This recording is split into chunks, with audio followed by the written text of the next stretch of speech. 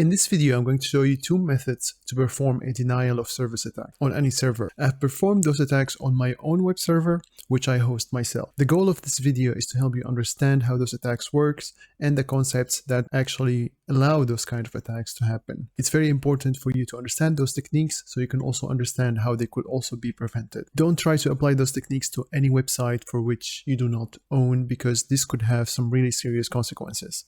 Let's get started. So over here you can see my Juice Shop web server that I'm hosting on my machine. It's a very simple website with pages, like an About Us page and so on. Now, this website is being hosted on this machine with an IP address that ends up with 68. So this is going to be the target of attacks that I'm going to perform today. So the first thing I'm going to do is I'm going to open Wireshark on this server so you can see the traffic that's heading towards it. And on the right, you can see the machine that I'm going to use for the attack. The website is still on. Wireshark has also intercepted all the TCP connection and the HTTP connections that are required to get this website, which will basically show you that there are already 2 points for which we can perform this attack on: the TCP connection and some other parts. Now, the first attack is the TCP synchronization attack. In this attack, we're going to send this web server a bunch of spoofed synchronization packets and rely on the fact that those synchronization packets are not actually originating from our machine. Why is it important that they do not originate from our machine?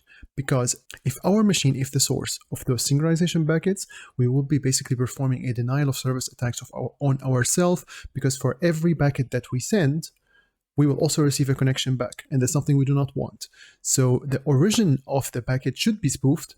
This way, the server will make thousands of connections, leave them open, and they are just basically random hosts that may or may not exist and that are certainly not waiting for a connection from this server. So this is a very crucial point to keep in mind when performing such an attack, that all the spoofed synchronization packets should be randomized. Now, a synchronization packets is a TCP method that is used when the connection goes out of sync because some packets were lost. It's a mechanism that any machine should implement because many connections that web servers use are TCP based. Now, when we flood the web server with those synchronization packets, it will have to use a lot of memory resources and a lot of CPU resources, because it will have to maintain a huge number of connections open, waiting for the other end to reply with the packets. So you can think of this method as a very easy ticket into starting a denial of service attack. The tool that I'm going to use to perform this attack is hping. There are a couple of parameters that we need to define: the count, so how many packets we're going to send; the flood, which will make it send the packets as fast as possible because we want to overwhelm that server and make sure that it's not capable of handling all those connections at the same time.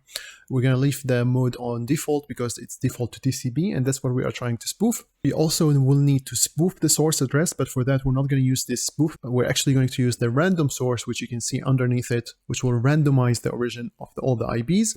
And we're going to make sure that the synchronization flag is set in all those packets. But they all translate at the end to this long command. I'm going to send 15,000 synchronization. I'm going to make sure the sync flag is set and the data is 120. The window size, I'm going to say it's 64, but you can also try a longer window size if you want. Now, the port is very important to define. Here I'm setting it to port 42,000 because that's the port where the website is running. And we're going to randomize the source. So now hping3 is going to basically pick a random IP each time and make sure that the packet looks like it's coming from that random IP and not from our machine. Now, the moment I start this attack, pay attention to the bars at the top and how much CPU usage it's going to start immediately. It's going to be a huge workload for the server to handle. You can see that I've started the attack and basically the usage has spiked to 96% and more. And Wireshark is no longer responding, but more importantly, the website, I'm trying to refresh it and it's completely not responding. I'm getting no response from this server because it's busy handling all those connections that I've started. Now I'm going to try and start a new connection and I'm basically getting 0 responses back because this server is so overwhelmed, even Wireshark is no longer functioning correctly on it. Now I'm going to turn it off for a moment. That will immediately lower the load on this server, but that's also not immediately the end of that attack. You can see, for example, Wireshark is luckily now back in work. All those TCP connections that we started are now being handled. And look at all the random IPs, the destinations, and sometimes they are the source. They're just all the random IPs that you can think of that hping could basically put on those packets. which is super awesome. There are no traces leading back to us except for the traces that we might leave behind on an ISP or the carrier of all those traffic to that destination web server, which is why I keep saying don't do this on real services that will have real consequences. Now you can see there's another spike coming in because there must have been some buffer that was filled, and the moment that it saw that the server could actually handle some more, it started bombarding it with more packets, even though I've stopped the attack, but there must have been some packets left on the network, and that kind of launched a second phase of this attack. The website is barely responding and it's just dead. Now, another type of attack is the DOS smurfing attack. This is a super smart technique where you use the capabilities of other networks to do a denial of service attack for you. Here, as an attacker performing the Smurf attack, we do not connect immediately to our target. We connect to some broadcasting network. And this, we send an ICMP packet to this broadcasting network, which will broadcast it to all the machines that are connected to it. And those machines in return will think that the target of our attack is sending them an ICMP request. So they will all reply to this ICMP request, send those replies back to the broadcast, and then the broadcast will do the attack for us instead of us having to come up with all those computing power. So we're basically using every machine on a network that has a broadcast IP available to perform a denial of service attack on our behalf. Well, let me walk you through the command that we're going to use. We're going to be sending 50,000 ICMP requests, and then we also pass a spoof parameter. In this spoof parameter, we have to give it the IP of our server because we're pretending to be this server and we're pretending to be sending this ICMP request to everyone on that network.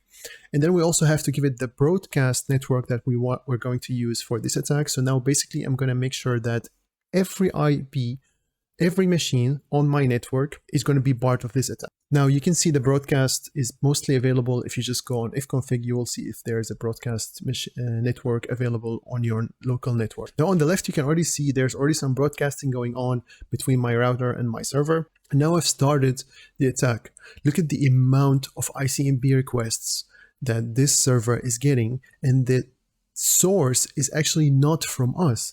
It thinks that all those ICMP requests are coming to it as if it was the one that who sent it, which is just unbelievable. However, all this load did not actually result in a denial of service yet, because you can see the usage on top has not spiked yet all the way to the end.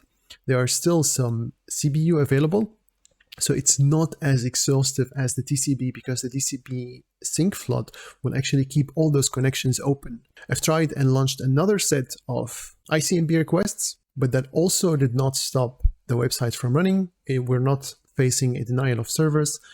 It's a really hard task, and it will require having a lot of machines on the broadcast network that you are broadcasting to. I'm going to try and do a third round of this ICMP attack and see if that will actually help. And you can see there's still no spike on the usage. The network is completely flooded, but the website still remained on. I did that for a couple of rounds. And then finally, I started seeing some performance degradation. The website retriever was getting slower, but it took such a huge effort. Because now what you're doing is a fight between the machines. You need to have so many machines connecting to the point where it overwhelms that server. And that's not an easy thing. So that broadcast network has to be super strong to perform a denial of service attack. So you need to have enough machines running on it. And then you could actually use spike the usage all the way to the top of this server and make sure that it stops running. But in general, this is just a consumption battle. You need to have as much computation power as the server has, so you can basically make sure that you exhaust it with connections, and you have to make it all the way until you consume all that CPU power from the server, otherwise your attack will not actually work. So in such a simple environment, like my machine with a single server running, this attack is not easy. So imagine how hard it will be on all the distributed web servers that we see every day. Those web servers can basically replicate themselves and use more and more resources, and that's where this kind of attacks become very hard to perform, and that's why we don't actually see those attacks those days in the wild. So in conclusion, launching a DOS attack is easy. However, having enough computation power to bring that server down is the hard part. Nowadays, many servers employ load balancing and honeypotting techniques to deviate such traffic to honeypots and servers that are specifically made to handle those loads, which is super good because it keeps all the services running. I hope that this video has helped you understand how a DOS attack, denial of service attack, works and how dangerous they could be. And again, don't try this at home. See you next time.